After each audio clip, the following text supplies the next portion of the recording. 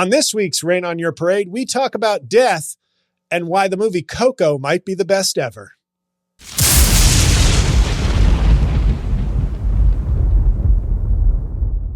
Welcome back to Rain on Your Parade with J-L Cauvin. I'm J-L Cauvin, here as always with producer Mike. Hi, everybody. Hi, JL. How you doing? I'm great. You know what? There comes a time. Let me tell you a quick little story. Please. Mike, you always appreciate stories about angry matriarchs. You tell a quick story? Relatively. It's all relative. You know, when Terrence Malick makes a quick movie, it's still going to be 2.5 hours of sheer boredom. Yeah, hard. But, I was going to say 2.5 hours and it's awful. And I've lost all the Slickback Studio young folk with the Terrence Malick reference. Hell, is he on TikTok?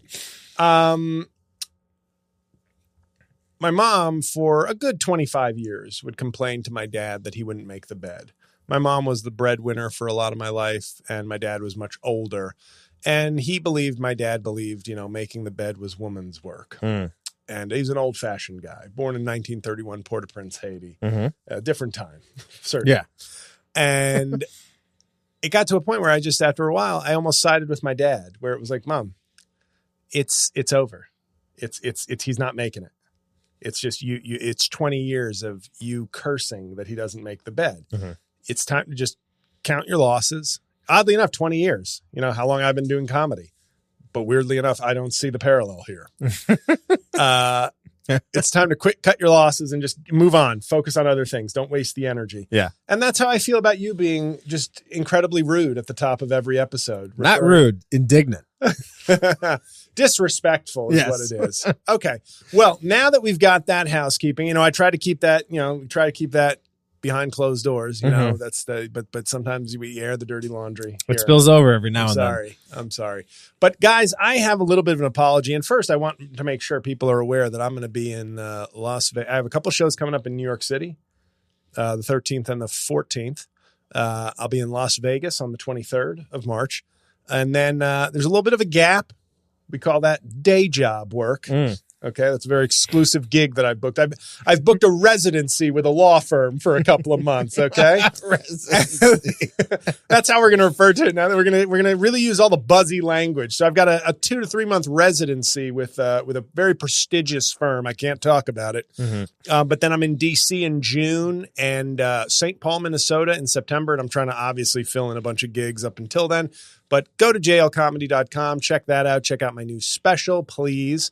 And join the Patreon if you like this show, want to support it, or want to get a lot of other bonus material. So, jlcomedy.com, go there. Goodbye. I have a mea culpa for our audience, and it's only 1 week. It's been only 1 week. Usually these things take a lot of time before I'm proven wrong on something. But I recommended the show Not Dead Yet last week with the lovely Gina Rodriguez and the current reigning goat of tall comic actors, Brad Garrett. And then I watched the episode that night. And these are new episodes. These are new episodes. Right now. Season 2 is airing right now. I loved season 1. And I'm not pretending that it's Arrested Development or Seinfeld or All in the Family, but it's just a pleasant, little bit different, but a very pleasant sort of watch. This season, they've sort of changed the format. And we're only 3, maybe 4 episodes in, but now it's a pattern. They've changed the format. It's cheesier. They're emphasizing like a side character who was great in a side character role in season 1. Now they're trying to kind of push him into like the everyday characters, and it's now too much, and it's diminishing the character. So season 1, I'm sure, is on Hulu. I would stand by that, but I can't vouch for, just like Shep Proudfoot couldn't vouch for the other guy in Fargo. He could only vouch for Steve Buscemi, but not the psycho who put people in a wood chipper. That's how I feel about season 2 of Not Dead Yet. So I need, integrity is very important to me and no one else in comedy. So I thought I needed to share that in case I got a couple of comments. And we had great comments and a lot of interaction. People have listened on the last episode as of this recording, the SNL episode. Right. A lot of feedback. That's great. Appreciate it. Whether they're questions, comments, or compliments, that's really good. The episode where we declared SNL dead. And the audience, I saw a comment in there about how much I hate comedians, which I found funny. Yeah. Well, I'm willing to go into the lion's den for comedy and for my fan or fans. I hear it might be plural by now. But and another thing, just based on a couple of recent episodes, SNL, which is already a couple, what I liked about the Shane Gillis episode, and as of this recording, the next episode is Sydney Sweeney. So SNL, you bought yourself, a reprieve, a stay of execution in a big way. Yeah. There's one blip of life on that sonograph. Yes. She's the busty, hot, smoky-eyed,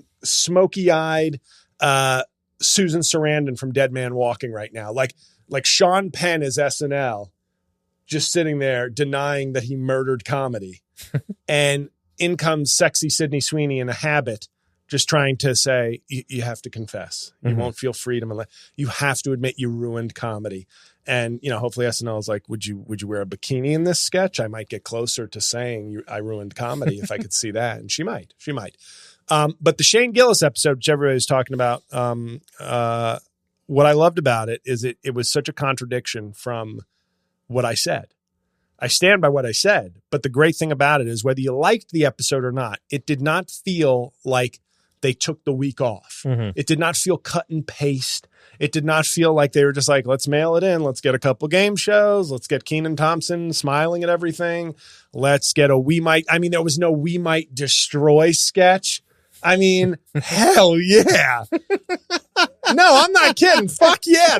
It was like, whether you thought it was, here's what I liked about the episode. It felt like they took hacks. They took strong, I want to hit a 3-run homer here. They did that for like 5 or 6 sketches. Yeah. And I respect that. That's what SNL is not there to get bunt singles every week. I know. No, I get And you. it was an episode, whether you liked it or not, I felt like they were swinging. They were, the sketches were original. It did not feel like any other episode this year of SNL. So hats on, but a slight tip of the cap. I'm keeping my hat on. We both have them on today. Yeah. Yeah. They're not getting a full hats off. Yeah. You don't get one good episode and all of a sudden I capitulate. But it almost feels like, based on that and Sydney Sweeney, I think they listened to the show. I think we're changing culture. I think we're changing comedy culture. I know you hate that, Mike. I know the last. No, trust me. I would love if comedy culture changed. That's actually what I've been waiting for. But yeah. Well, it starts here. Okay. I hope you're right. Be the misery you want to be in the world. That's my motto. Be the misery you want to see in the world. Yeah. Okay. But I'll give you one other SNL tidbit. It involves Pete Davidson. When I was doing the dead name of this podcast is Righteous Prick, and please don't refer to it as that. Okay, do not dead name this podcast. Yeah. But I did a thing years ago when Trump came into office, and I was doing a Rex Tillerson impression. He was Trump's first Secretary of State. Big Texas guy, big Texan, big noggin, like he had an Arvydas Sabonis size head. Yeah. And I had a pretty good Rex Tillerson. Yeah. I knew the name, and I was like, huh? What? Yeah. Oh, that guy. Yeah. You hate comedians and oil executives, according to our fans. Well, yeah. So I had a pretty good Rex Tillerson impression. And as you can imagine, it didn't do much for me. Right, yeah. But I was doing it on the podcast, and I made a joke, and my podcast came out on Tuesdays. I made a joke and I said, but I guess what? They're going to have, I can't be on SNL, but I'm sure they'll have Pete Davidson's first impression ever be a strong Rex Tillerson this week, right? The most in that episode 5 days later of SNL, Pete Davidson was doing one of his desk set pieces with Colin Jost or whoever was on the Weekend Update, and he said, this is almost a quote. He goes, yeah, and my doctor thinks I do a great impression of Rex Tillerson. You tell me that somebody there wasn't fucking listening to my podcast. I'm at like, I don't, maybe. But don't you think that's fucking weird? Yeah, I get, yeah. Like not that is such a, what are the odds that Pete Davidson, not exactly Jon Stewart from The Daily Show coming on to do a guest set and Weekend Update, drops my doctor says I do a real good impression of Rex Tillerson. Who was writing at that time? Were there smart guys writing? We know Pete didn't write that. Well, the question I have is not whether they're smart, but whether they were listeners of the Righteous Brook podcast.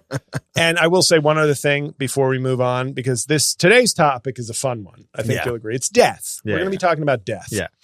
Mainly its place in the culture and how death is changing. But, I mean, it's still the same. Don't get me wrong. It's still the same, but how we treat it, the living. But a friend of mine years ago, when I was just trying to get the Trump impression percolating, he had a friend who wrote at Seth Meyers. Okay. And he told him, he wanted to get me a writing job. He was hoping to get me seen. And he said, my boy has a podcast as Trump. And it's so good. You should listen to it. And every few months for a couple of years, that same friend would write to me when he would watch Seth Meyers. And then he'd be like, I think someone there is listening to your show because they're starting to use catchphrases that you've been doing for months on the podcast. Now, they weren't the most obvious they weren't the most unique catchphrases, but it was more than one were showing up on the show. And, I'm just curious who that might be, because I think this could really go from a comedy show to a Taken sequel if I ever found out who was doing that. Because wouldn't that person have a motive to bury my comedy career? Let alone I take ownership of all my catchphrases and talent and take this game over, put it in a chokehold, as 50 Cent said. So I'm not sure I have anything else to contribute or talk about before we get to the main topic. I think it's a perfect time to take a break. So let's take a break. And when we're back, everybody, after a couple fun ads, death.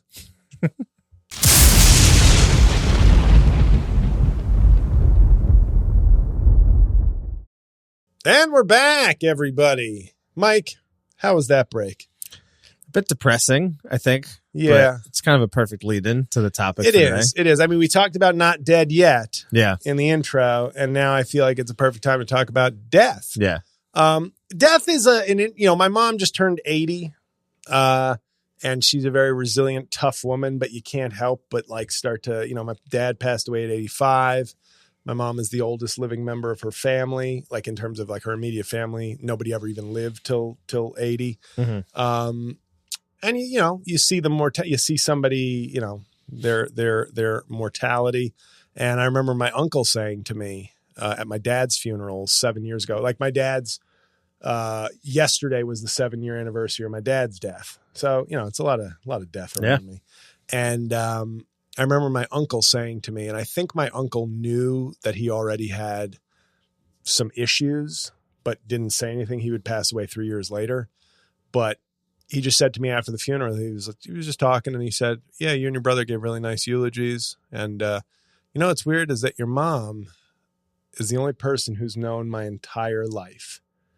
In other words, his older sister, she's seen. And then when my uncle passed away, it was my mom witnessed his entire life from start to finish. And that's very profound. When you get to a personal level, when it's your family and whatnot, it's a profound thing to think about. Mm-hmm. Whether you believe in an afterlife or just what this life is. Yeah. And I remember my college girlfriend, who was pre-med, and she's now a doctor in Minnesota. When I had my shows in Minnesota, I'm and she's half Asian. And I was are we going to do a past lives thing here or what?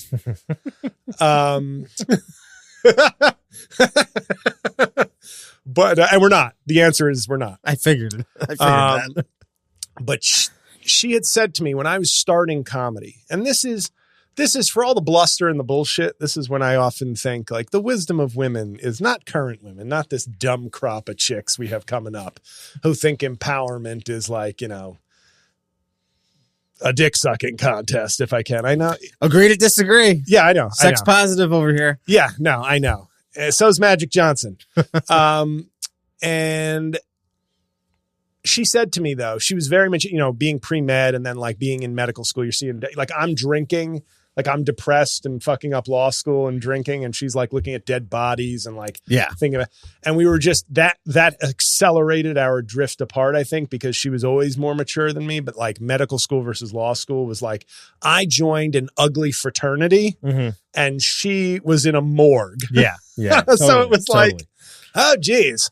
But she had said to me, I was already very ambitious. I already had a feeling comedy. I had a little bit of an aptitude for it.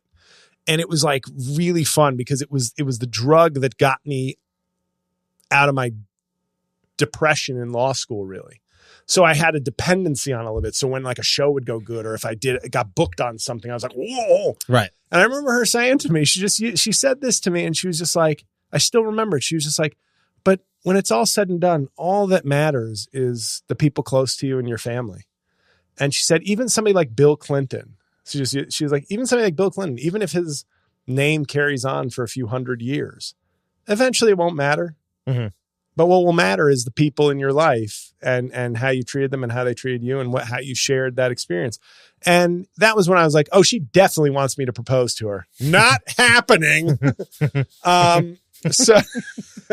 But she did. And we didn't. And then she married a guy from medical school. The point is not for me to relive a tragic Past comedy life of romance. Yes.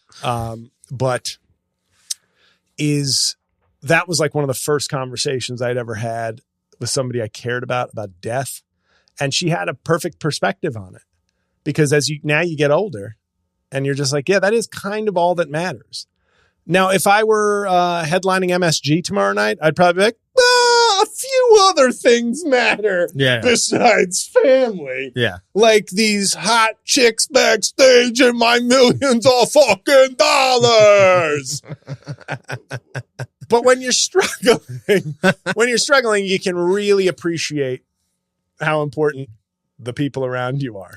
Yeah, but I think that's also part of the fun thing about success is that we had a party for Slickback Studios opening, and obviously you were out of town, but you would have been there otherwise. And I was expecting sort of this big thing because I had invited a lot of people, and the people that showed up were like the people that are involved here and a handful of other friends and my family, like my parents and my sisters and stuff. Oh, they were there? Yeah, they showed up. Now I'm really mad because you said it already. I obviously would have been there. I was asking you months before, like, is there going to be a kickoff thing? Yeah. And then you're like, yeah, there is. Will you be here? And I'm like, of course not. Yeah, right. The 1 week you're on tour. But I'm booked 3 weeks a year.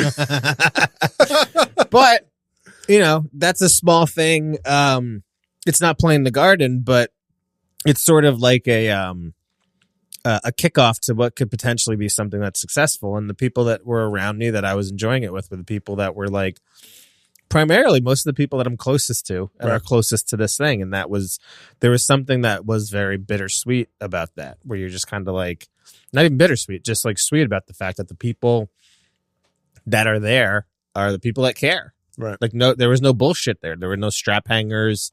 So that would be a payoff to having a level of success like that, where it's like if you could enjoy it with the people that you came up with or the people that were there and saw you struggle, I would imagine that also kind of makes it worth it, Yeah, and I think my come up during 2020 and 2021, which was where, people from high school, somebody who had, tried to fuck an ex of mine wrote to me, not knowing that I knew, and was like, oh shit, this is amazing. I'm like, yeah, delete.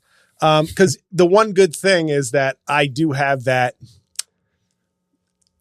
Kobe Jordan kind of mentality. Is it a good thing? No, it's good for me in that I'm cautious about letting people I wouldn't let people celebrate with me. But what I did learn was I did attract a lot of people who I projected my own sense of integrity on and was like, oh man, because I think I've said this before on the show. It's fun to celebrate a success. Yeah. You want people to want to celebrate with you. So you sort of go, oh yeah, oh cool. But you don't what I realized the hard way was kind of, a lot of these people are just reaching out to me because they're hoping like, can we do a video? Can we do this? Right. And I never do that to anybody. And I know that maybe makes me a little weird or different in this business, but I'm like, I don't want somebody to think of me that way. Like so even if if a friend has a major success, I will just say, holy shit, amazing, great. And I will, even if I thought I had the perfect idea to work, I'd be like, I can't, because I don't want. But you can balance both those things, JL. Like you can be the person that also, there are gestures that you can do beyond. Of course. But I err on the side of looking of not being a fucking, but yeah, I learned during that stretch, like, how good it feels to feel like people care. And then I learned, oh, they didn't really care because you project like I'm really good at this and I've worked really hard. Hey, look at this. Thanks for I'm glad you're in on the party. And then it then you realize, oh, they don't care. And that's a tough lesson. But I know that if I ever blow up again, I've learned that lesson and oh boy, they can say I've changed all they want the next go around, if there is a next go around, but it's just going to be, I'm wiser. Yeah. But as far as death, I think in terms of like, I'm 40, I turned 45 in 2 months and I'm a large person and I don't know the pandemic. My father passed away at 85 and that felt, I hate to say it, natural. You know, he was debilitating. He went in his sleep. It's a pretty good way. I not to read too much into it, but I remember I visited him. He was already sort of out, not in a coma, but just sort of barely, glazed over. But I visited him and then my brother, without me knowing, visited him later that night. And then the next morning I got the call that he'd passed away. And in my mind, I'm like, you wonder if like somebody feels that presence, because the same thing happened with my uncle in 2020, where it was like he was out of it. He was already in an induced coma because he was having like renal failure and all that. And we all visited him and we made the decision, the very difficult decision. We had to, there was no hope for recovery. And before we could even like do that, like the next morning he like went. And it was like, you feel this kind of like, wow, you wonder if out there's this like connection still where it's like, okay, I have closure, like my spirit has closure or whatever. But I want to make this funny is the point. So that's enough. Good luck. Maudlin shit. But the pandemic just made me, I don't know if it was the time in my life or my uncle was the first person who felt, I had an uncle die in Haiti during the earthquake in 2010. Oh. And he was younger than my dad. And so that was that we thought it was my dad's oldest brother who had passed away, but it was his youngest brother. And there was something very tragic about that, of course, but it was also 300,000 people died. Right. So it was this, which is still just a fucking insane, like just saying that's insane. A country of 9 million lost like 3 or 4% of its population. Yeah. But it was part of a bigger tragedy. Whereas my uncle, leukemia, it was like a very individualized, like, oh, this is before his time. 70, 71. So just even though that's not young, it's not, old-ish in the general sense. But that and the pandemic just got me thinking about mortality. And now it's like on my mind a lot more.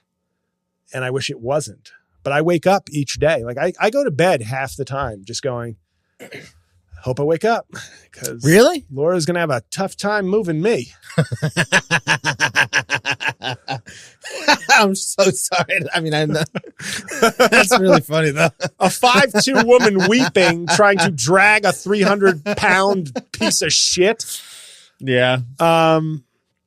Do you really think that though? You go to bed sometimes? Sometimes. Like I don't do the, may the Lord pay me soul to keep. I'm just like, I'm more the Enter Sandman. God, may the Lord my soul to keep. Yeah. Because I'm just like, I don't know. And I never thought of that. Like the first time I would say, here's another, and then we'll get to like the broader death in society. The funny parts, guys, the funny parts. Yeah. I want to talk about death. Hey, it was the same time. It was like my college girlfriend was my first girlfriend. And I was like, from freshman year, we lifeguarded together as our student job. And I was like blown away. Like she was just fucking beautiful. I was just like, it wasn't just like, hey, I kind of like her. It was like, I think I found my dream. Like, I think I found my dream girl lifeguarding. Like, it's unbelievable. And, courted her for 2 years. I remember we like hooked up and she was like, nothing's happening. And you got to understand me. I'm like, yeah, we're not married. Just to give you a sense. You really, that's where you were at? I thought I was waiting till marriage. Wow. Yeah. Nobody ever talks about when the girl says, if we're going to date, we're going to have to fuck. And I go, I think these days they do. No. But I mean, in terms of like, it's always like, hey, baby, guys' dicks hurt if you don't fuck them. Yeah. And she was like, I can't be like, I was like, I want to, but it's not proper. Right. I'm a good Catholic boy. I'm the real deal. Yeah. And I just made a deal. I committed to a life of sin. It's horrible. But nobody will ever judge the woman for like pressuring a guy. It's like, look at him. He's a big muscle bound piece of shit. Yeah. She says you gotta fuck, bro. Yeah. Whereas the reverse is like, I'm saving myself till marriage. And then he said, fine, I'll go fuck somebody else. And that was disgusting. But I remember it was after my junior year. We'd been dating since it was like 2 years. It was like I didn't pursue her like that. I hooked up with other people and stuff like that. But it was like she was always, it was very, 90s sitcom. Like it was always going to happen someday. Yeah. And I remember I'm leaving the gym the summer after my junior year. So I'm 21. I'm fucking jacked. It's like 7. It's an unseasonably cool evening leaving the gym. Mm-hmm. I've got a good gym pump. I think I'm wearing like a Joe Smith jersey from the Warriors. And it's like 73 degrees and sunset. And I've got the girl of my dreams, even though she's in Ohio. Like it's like I'm with her. I'm in great shape. The weather is beautiful. And all I could think was, at 21 years old, this is it. This is the end. Mm-hmm. Because I was like, it's never going to be better than this. And most people would be like, man, this is great. Mm-hmm. And I was like, this is great shit. Yeah. It's gonna and to be totally honest, it's never been better than that. And I know. Like, in other words, it was literally about first love. It was about the weather. It was everything. It was this moment that is like etched in my memory. And it just felt like, I think that maybe is where I really discovered what a pessimist I was. But it was just like, I can't hold on to this, this thought of like, I can't. And with other women, I've had great relationships that I've mostly fucked up. I've had moments in comedy where I'm like, my God, this is amazing. But then it all just kind of, you lose the ability to like get a high from things for me. In that way, I think. Yeah.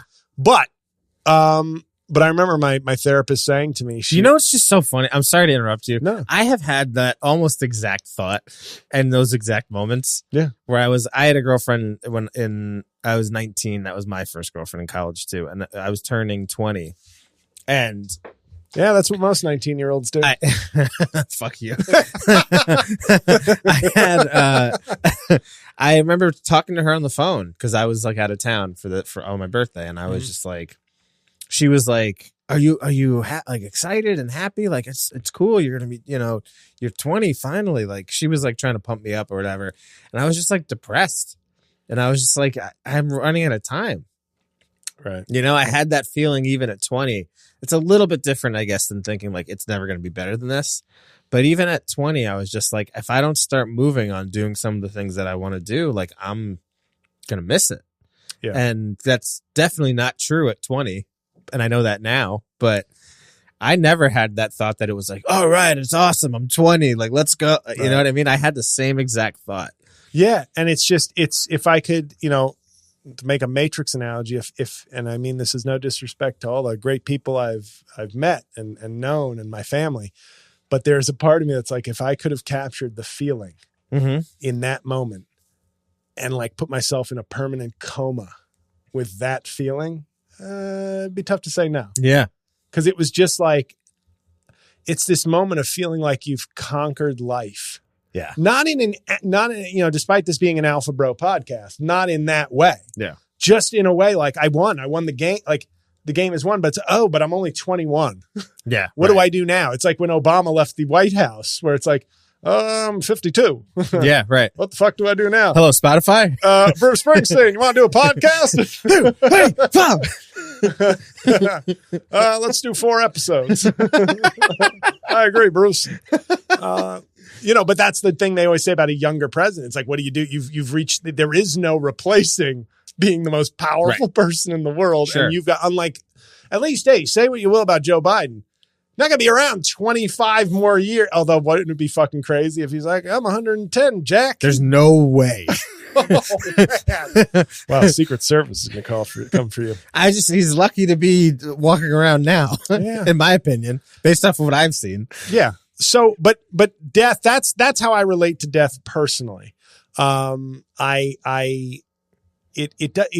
it used to scare me in the very hell and brimstone or fire and brimstone way, like the church way. Like, oh my God, what happened?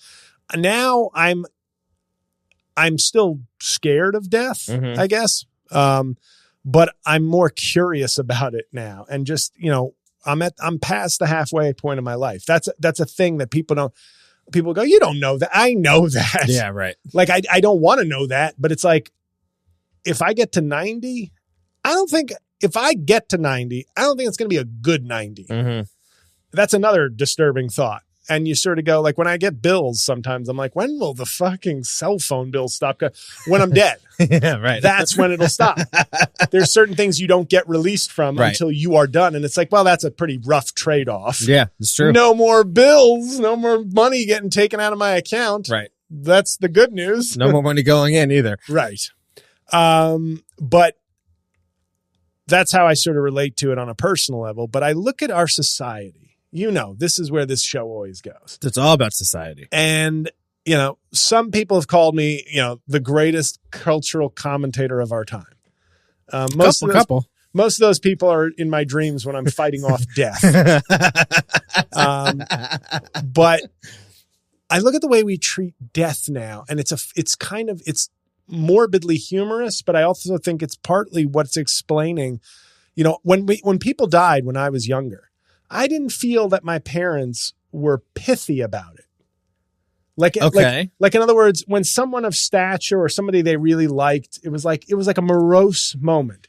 It wasn't a time for social media sharing or the occasional joke my dad, who was a very stoic person, JFK Jr. died on my brother's wedding day. Like that morning is when he died in his plane crash. And my dad was like disturbed. And my dad didn't cry like when his own like family members but it was a profound thing. And I'm guilty of this too, mostly in terms of mocking political figures I don't like.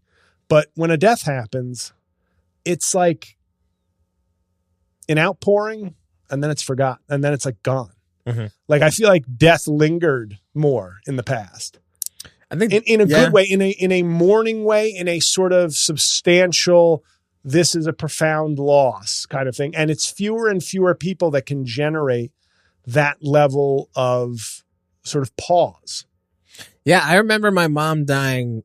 My mom dying. Jesus Christ! I remember my mom at the Slickback Studios party, crying at when Princess Diana died. Right. I remember that being I didn't understand it. I was like 10, I think. I was just like, what are you crying for? You don't know her. I was like, but I was young, but I said, that hoe that was sleeping around. No, I didn't say that.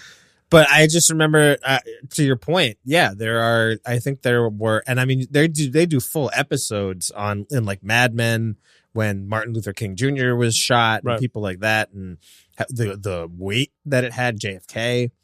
Those are obviously like important leaders in our country, but I guess I never thought about it until right now, but you are kind of right. Yes. No, and that's, but I just can't think of anybody that's happened to. I'll tell you one. Okay. The one like not necessarily with like me, even though it was a big deal. Kobe Bryant. Like Kobe Bryant is one of the last tragic deaths that was like affecting people. And I don't mean to disrespect if there are other people that I'm forgetting, but Kobe is still in my head. I think the fact that his daughter also perished with him.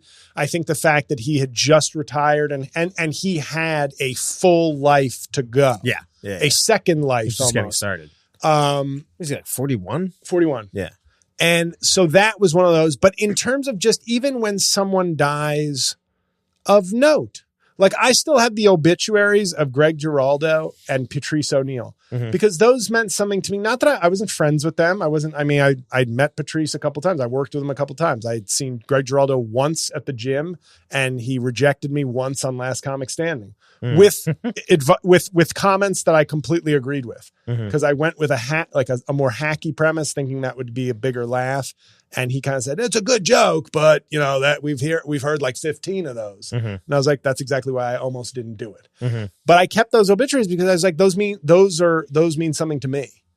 And those are people I want to remember. Not that I wouldn't remember them without it, but it's like, those symbols, those rituals of whether it be a funeral or whatever, they help us give weight to life, and I think part of respecting life and part of, and I'm not speaking in a religious sense, but it's part of respecting life and honoring life and being thankful for life is also respecting death and respecting those who've passed.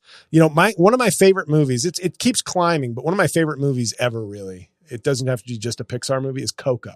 Me too. Coco. I think Coco is the best Pixar movie for sure. It's an unbelievable masterpiece. Yeah. Yeah, it really is. It is. And what it talks... I cried like a fucking baby in that movie. At the end of that movie, what's so amazing, I remember sitting next to Laura and she was like overwhelmed with tears because the end of that movie is like joyous. Yeah. That's what's amazing. Yes. It's not, you're not crying because you're sad. You're like, the emotion is pouring out of you by the end of that fucking movie. I'm getting emotional thinking about it. Coco is, I wrote an entire blog about how I thought America was racist because Coco was one of the lowest grossing Pixar movies up until that point. And I stand by that, they did the damn thing. Oh, it's and incredible. I feel like because that was not woke. That was not, you know what I mean? At all, in any way. It was a story that was culturally in tune and accurate. Like it was accurate because it wanted to respect the culture. But that fucking movie is a beautiful masterpiece. Yeah. Yes. And I started reading obituaries after that, not in a morbid way, but I felt like I got to read these because in the spirit of Coco, I'm giving their life more life. Yeah. Like if I think, I'll read sometimes obituaries and I'll be glad I did because I go, I didn't know who that person was. Mm-hmm. And sometimes I'll just be like, what'd they do? Oh, wow. Yeah. Look at this. And I feel like in the spirit of that movie that like,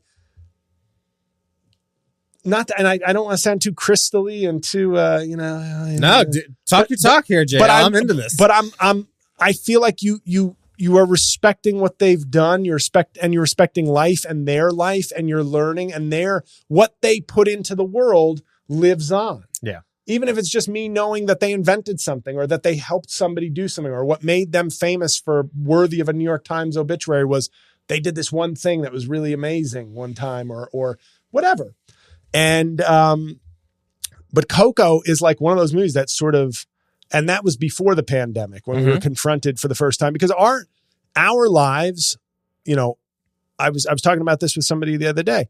You have the World War II generation, and everybody can shit on them all they want, like the greatest generation. Yeah.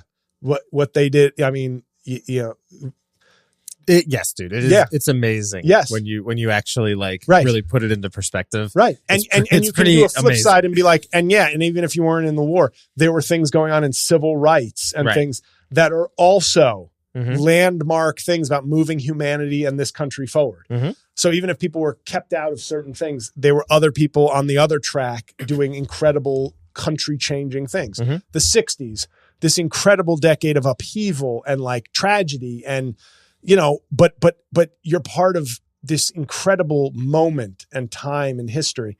And then I think of our time, and we've been sort of blessed for the most part when you think like, nothing big, like relatively to nothing big until 9/11. Right. And that's a tragedy. That's not a good, like there's no. Well, keep in mind, I'm younger. So for me, 9/11 was earlier in my life. Right. And it's kind of been a shitstorm since then. Right.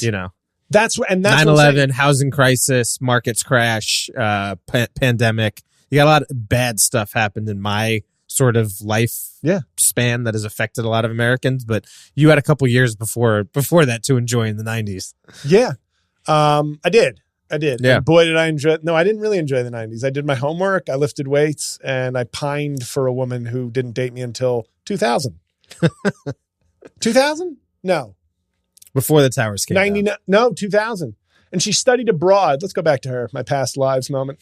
She studied abroad in Australia, and she definitely was just like, I had my fill of Australian fellas. Now I'm ready to settle down with my college boyfriend. So that's why I'll never tour Australia. Yeah, that's why. Did you know Kelly from Williams, you son of a bitch? Don't tell me no worries. She came back saying that shit. Don't give me no worries. It's called no problem, motherfucker. All right, no worries, bud. Fuck you, you koala. But yeah, 9/11. I mean, if you look at my adulthood, in a weird way, it's like I got to have a complete childhood. The only terror was my dad with a belt and my mom with a bad day at work. Right. Those are my twin towers. But I got to have a complete I graduated college, went to law school, like day 4 of law school. We're under attack. Mm-hmm. But then since then, financial crisis, I lose my job. But I don't consider that in terms of death and things. That's not, but 9/11, certainly you start to, that was like a real, oh my God, that morality has been brought front and mortality has been brought front and center. And then the pandemic is this, and I always find it really gross. Forget vax talk and things like that. 1 million people died in this country alone. And you sit around trivializing that and like, not you, but you know what I mean? Like, even if you, I did think you meant me for a second. Even if you're like, you've got your conspiracy theories or whatever, death occurred at a massive scale. Yeah. And for people to trivialize that, I feel like that's what I say. I feel like that was people afraid. I feel like a lot of the conservatives that talk that shit will never, they think being afraid is gay or feminine. No, you know what I mean? Like, I do, but, being afraid is like unacceptable. That's why Trump is so appealing, because it's like he's too dumb and arrogant and a liar to project anything but boisterous confidence. Yeah. And he makes them, he's an emotional support president for them. Mm-hmm. But that's them being afraid, just like anger is like a cover for sadness most of the time. Yeah. I think bravado is like a cover for fear. Yeah. And absolutely. And so, and then having, beyond my uncle passing in the earthquake, it was like my dad passing away at 85 and then my uncle passing away at 71, which was like, oh, wow. Cause it's like, my immediate family went from 5 to 3. Mm-hmm. And, it's just that sort of stuff. I wouldn't even say I obsess about it in a morbid way, as weird as that may sound, but I think about it so much more, and I wish I didn't. But I go to bed sometimes, like if I eat pizza and have a cookie, I'm like, is that it? Did I just eat the horrible meal that's going to like tip me over? Clog your arteries. Yeah. And would I love to be Bill Russell and live to be an upright, lean, 89 or 88? Sure. But he's gone now. Mm-hmm. And good run though. He was a pro athlete. Yeah. I am not. Right. I'm actually, being a pro comedian is like, doctors say it's like smoking 5 cartons of cigarettes an hour for your health. Yeah. Yep. But what I think about broadly, though, death in our society is that I feel like, and Carolla had made this point years ago, and I had sort of a corollary to that, where it was like, he would always say, it's never been a better time to do something really wrong. And it's never been a worse time to do something a little wrong. Because they'll get the same attention. Right. They'll saturate the media. And it's like, oh, I said an offensive term. I'm not saying racial, but I said an outdated term to a classroom. Well, for 4 days, I'm going to be the worst person on the internet. I murdered my wife. For 4 days, I'll be the worst person on the internet, and then people will move on. I thought that was a great point he made in terms of how we just saturated thing. And with death, I feel like, and I'm guilty of this to a certain extent. I try not to disrespect the dead unless I'm disrespecting somebody like Donald Trump. Like if it's a vehicle to show how people will say to me, dude, she just passed away. And I'm like, this is about how Donald Trump is disrespecting his deceased wife, not me.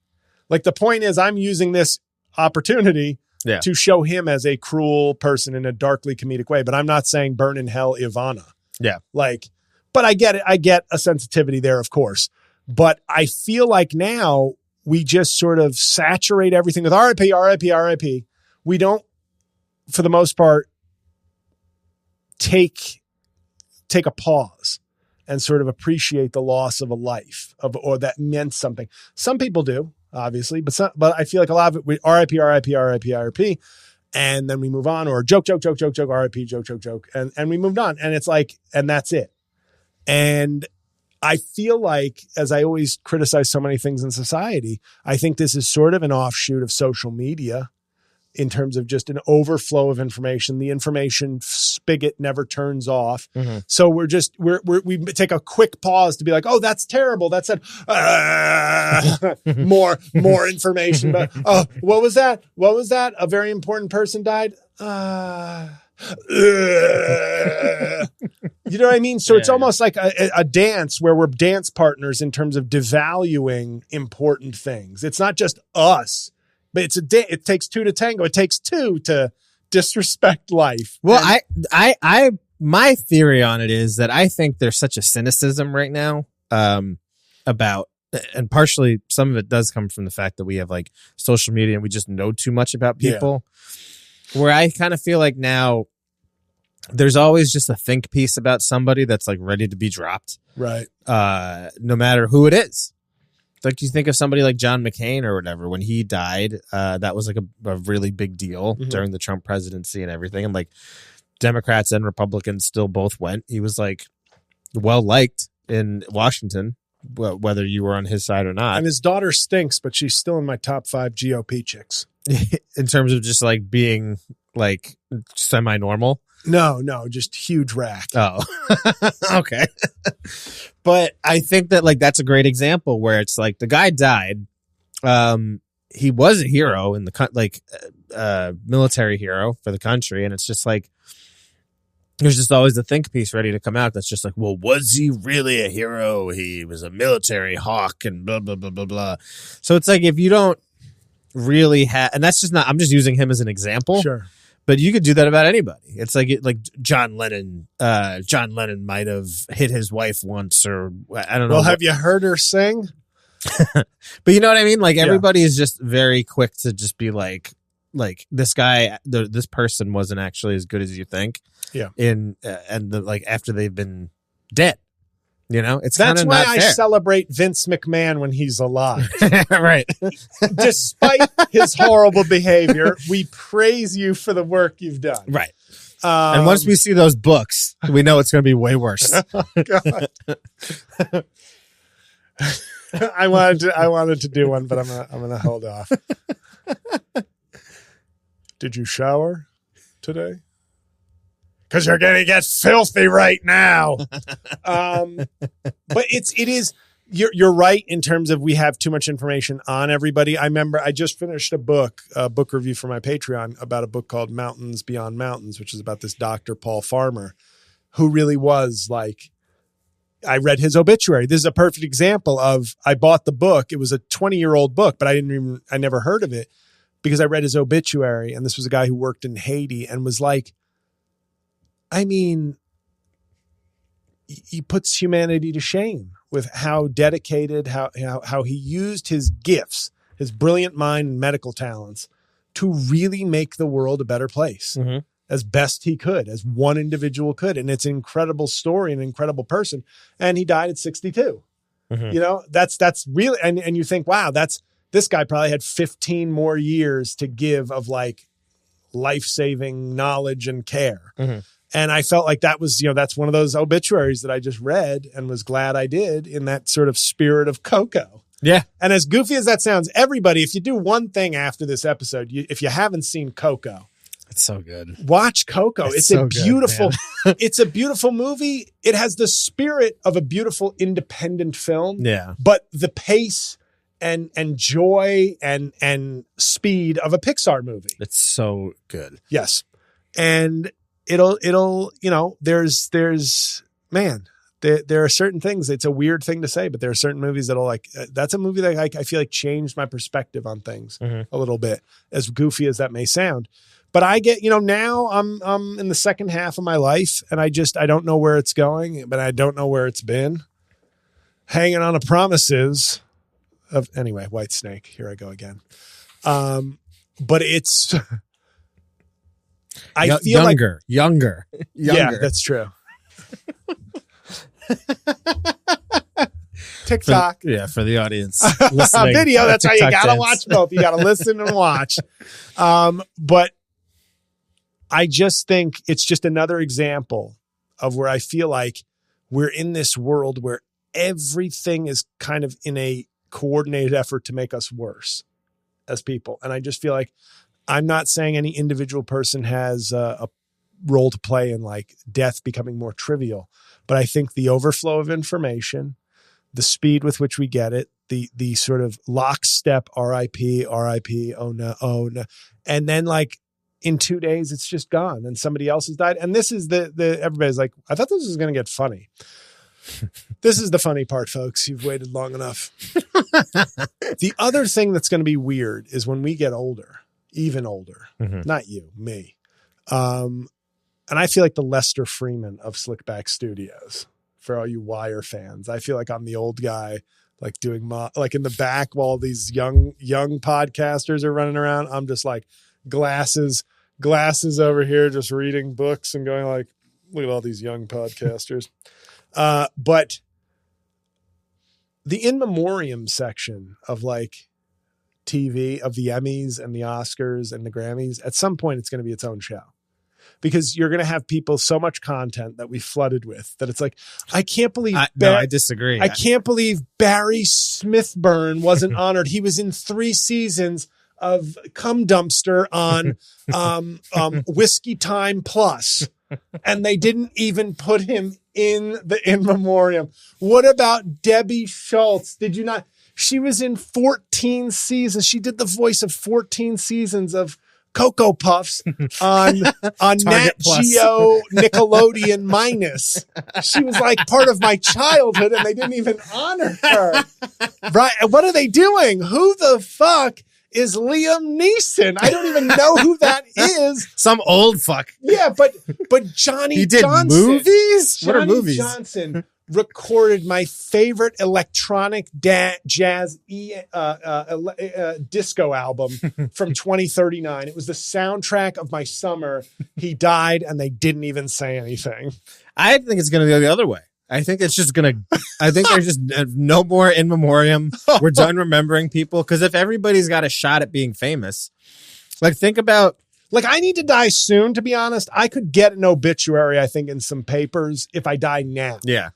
Like if they're like, Trump impersonator, former Bronx prosecutor turned Trump impersonator. They can use the shot of me from Billions. They'll get a couple of quotes from celebrities who followed me. That could get like a little with a small picture, like a little New York Times. Yeah. My brother is an editor at the New York Times. Can we get a little nepotiz on the it'd be Jim Gaffigan, Corinne Fisher, and me. Giving the quotes. Corinne Fisher. They just go to you and go, anybody more famous than J-L at Slickback Studios that could say something? And she'll be like, I did like his pro-feminism post on Instagram that one time. Yeah, I don't know, man. I think it's just going to get to a point where it's like, if everybody really does have their 15 minutes, which we're kind of living that right now, you're not going to be able to. It's honestly, you can't remember everybody. Yeah, but but what I'm saying is, I just want to see the show. I get what you're saying. Before they cancel. Yeah. When they're like, wow, the in memoriam took 98 minutes. Yeah. That was too long. We got to do away with this. John Legend lost his voice trying to sing, hey, lean on me when you're not strong. How the fuck was I people's sexiest man alive? My favorite mom joke ever was when she wrote to me an email when he was named People's Sexiest Man Alive. Your mom? Yes. Yeah. And the subject heading was John Legend with I don't know how many question marks. And the text, boring. That's great.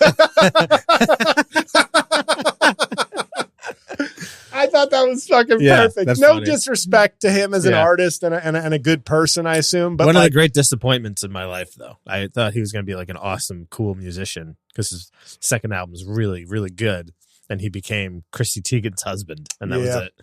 I liked his song he did for Obama. What was that one in 2008? If You're Out There. Yeah, okay. It's just not like.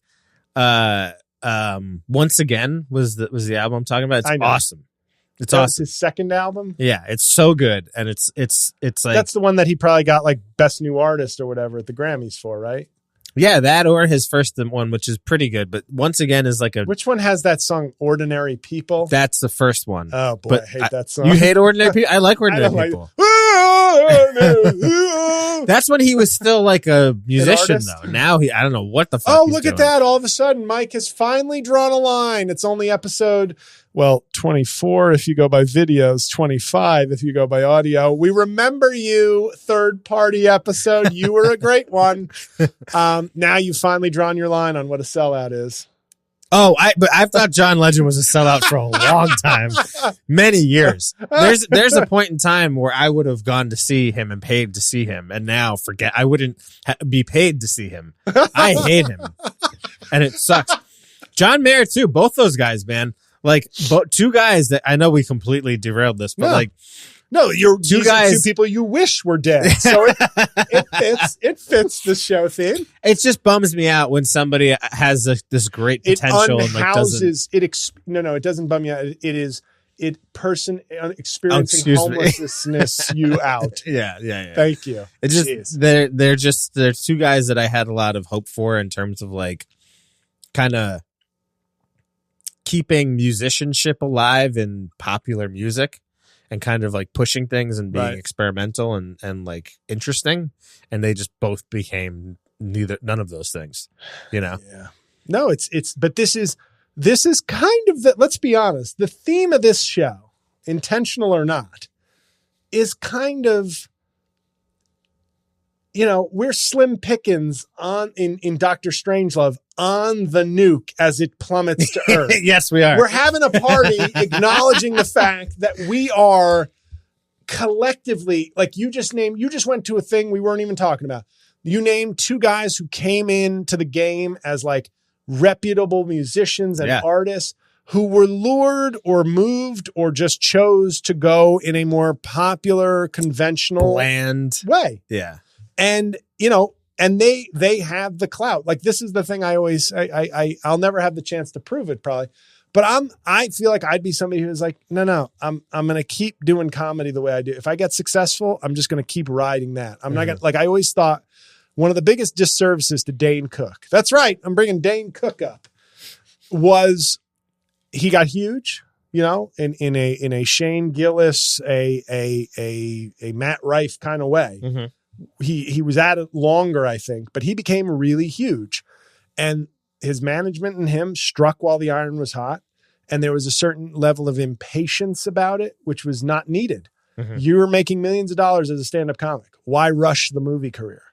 Why do 6 bad movies or 5 bad movies? Dude. Because there was this sort of urgency. Like, do you remember Employee of the Month? Employee of the Month. Ugh. Good Luck, Chuck, Mr. Brooks. Mr. Brooks. Oh, bad movies. But here's the funny thing about that is that his like 5th movie was called My Best Friend's Girl. It's a pretty funny comedy. Mm-hmm. It was Alec Baldwin, Jason Biggs. I want to say Kate Hudson, but maybe not.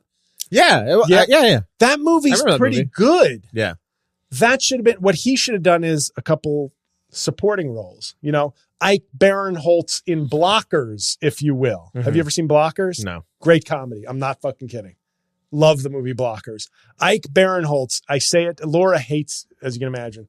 I could just say, Laura hates when I say, and then you just fill in the word after. Anything, too much, the same thing, a joke. But but every time we see Blockers, and Ike Barinholtz comes in, and he's in a limo. He's gotten a limo for his like estranged daughter, and he's just like he's singing Tayo Cruz, but he changes the words instead of dynamite to prom night, and it's a hugely funny intro. And I said that's what Dane Cook should have been doing. Mm-hmm. Like he should have been taking roles like that and building. But I think there was too big. There was but that's to me the way I look at it is always. If I ever get to the point where I'm making millions doing stand-up, I have the power. You're not going to tell me when I need to strike. I've been doing this 20 years or 25 years. If I'm ever at that level, it's like, I don't have to strike now. I can, because the worst case scenario is, I'm just a millionaire doing what I want. Mm-hmm. That's the worst case scenario. Best case scenario is I make great artistic choices and build a platform of substance. Right. And I think too many people either are talked into or get fearful that I got to do it now. And they put out a bunch of crap. Like if he had made My Best Friend's Girl his second movie instead of his fifth, might have changed his career. Yeah. So that's about the death of Dane Cook's career. See, it's all about death. But yeah, we're gonna break me off a piece of that Kit Kat bar. But I just think I think we need to, and I'm not Mr. Meditation. I mean, I go to church every week. That's my meditation, is my hour in mass, peacefully praying and thinking about things.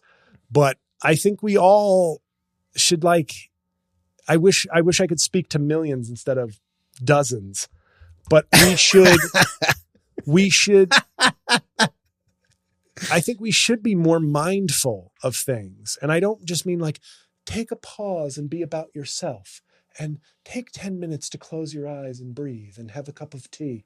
No, I mean like take a pause to really contemplate things and like the miracle of life and like, you know, what we're doing to it in sort of all ways. And, you know, like Richard Lewis, just to time this, Lewis, the comedian Richard Lewis died today. And I wasn't like a particular fan of him, but knowing I was probably going to talk about this today, I checked myself, which was like, there are people who are huge fans of his. And you know what? He had a career that you wish you could have had. He meant a lot to a lot of people. He inspired a lot of people. Don't make a joke. Like I just thought to myself, I was like, because it's not, I don't even have a great joke about it. So certainly don't make a mediocre one. Just show your respect that way. Yeah. And I feel like we can, I wish we could all do that, but I feel like so many forces in society are forcing us to be sellouts, to be cynical, to be, to not be sad or distract, do something else. Oh, it's too bad. Well, fuck all that. So yeah, that's me talking about death. And you thought this show couldn't get any more uplifting. Well, it will, because we're coming back with the one thing that makes Mike want to end his life, comedy talk.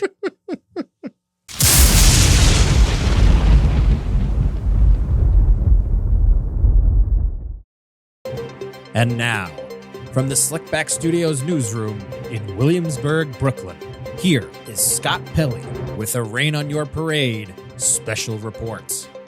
And we're back. This is Scott Pelley on assignment to Rain on Your Parade podcast with this week's Punchdown of the Week. J-L posted a video mocking Tim Scott, senator from South Carolina, where Tim Scott referred to Donald Trump as Boss Mr. Donald. And someone commented, he should have called you Master Donald. JL. Thank you. Oh, Scott. We love seeing Scott. Amazing. Didn't know you were a Utah Jazz fan either. Crushes it every time. You'd love to see him. And he didn't even need to lose his glasses that time. It's almost like he forgot his gimmick. Yeah. Maybe his eyesight. He's not a sellout. Talk about not a sellout. That's Scott Pelley. Hits the gym every morning and hits the newsroom every afternoon. He's a professional. But the reason that obviously made the list was the subtlety of him calling him boss and Mr. Donald in a sort of deferential Southern circa 1930s way. That's the joke. Master Donald is like, no, it's too much. And Mr. Donald is the funnier joke. Yeah. So that to me is a classic punch down where it's like, you think you've got it, but you actually have the opposite of it. Like me in my comedy career. Anything but the it factor will be my next album. Now I want to talk about a special. Okay. Teased this last week when we talked about the very fine effort from Taylor Tomlinson. Yes. I still think me calling her the Florence Pugh that I might be able to get is both a great joke and probably not true at this point either. That's what's really sad. As far as I'm concerned, not her. But I watched, Netflix has really been pumping out the specials. I don't know if you've noticed this about Netflix, but they, speaking of a spigot of content with sort of no fear of diluting art and everything else. Yeah. I was surprised. I saw one come up. It was called Ready to Sell Out. And I thought, I'm intrigued. Mike Epps, comedian Mike Epps. Comedian Mike Epps. Now, let me give you some background on me and Mr. Epps. Okay. I watched a special of his. I used to review specials. I'd write up them on social media or just talk about them on the previous iteration of this podcast. And I remember Mike Epps' special and I don't remember when it was from, whether it was 7 years ago, 5 years ago, but I expected to hate it because I had seen a previous special of his that I thought was an atrocity. Mm-hmm. And there are sometimes you see a special where you go, how are you big? How are you anything? And that special was of that level where I was like, I keep expecting he's this big time guy. He's in a lot of movies. So this had to start somewhere. And this wasn't a matter of like, oh, I prefer white comics or a certain style. This was so bad. Like I like comics from every kind of branch of stand-up comedy. Mm-hmm. This is horrifically unfunny, like just terribly unfunny. So I watched his next special and kind of teased it on social media to some of my followers, like, oh, new Mike Epps, I got to watch that. And it got to the end and I was like, out of a 1 to 5 stars, I was like, this is teetering. This is like a 2-star right now. And if he closes this well, I could do the unimaginable and give him a 3-star out of 5-star review. His closer on that previous special, he's about to do the impossible. This is a U.S. beats the Russians in hockey in 1980 level miracle. Yeah. But it also shows that I am, no matter what I think of a comic's previous work, if I watch it, I will watch it as objectively as possible. His final bit was about different races of people getting to heaven. And what followed was the laziest of hack stereotypes for the next 3 to 4 minutes. This is a Chinese person. Because the black people are getting to heaven late. Yeah. And I condemned that special to hell that very moment. Yeah. And I dropped it down to a 1-star because, you had a lead and then you blew it in spectacular fashion. Mm-hmm. So then I said, well, you know what? I review a special almost every week on my great new podcast, Rain on Your Parade. Let me watch this. Terrible. Fucking terrible. 42 minutes till I laughed. Now, and once again, I'm trying to convey to people who are either new to watching or listening to me, I laughed now you'd think at 42 minutes, somebody who's hating a special would just be like, well, you're tapped out. You're done. No, he did a bit about like accosting his like woman's work husband. That was funny. Mm-hmm. It took 42 minutes and I laughed because I was still ready to laugh. I was still going to give every joke as best I could an opportunity.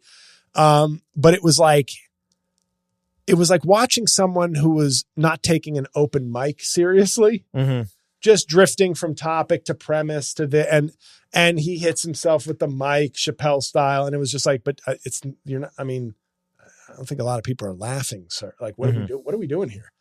And then he got to his closing bit and I was like, why is this called Ready to Sell Out? And then his last bit was almost there to be like, oh shit, I almost forgot the title. And it was like, he talked about, I forget who at this point, but it was like, literally it was like a 1 minute thing wedged in to be like, oh, there it is. Ready to Sell Out. Oh, phew for a second. And in my mind, I'm like, ready to sell out.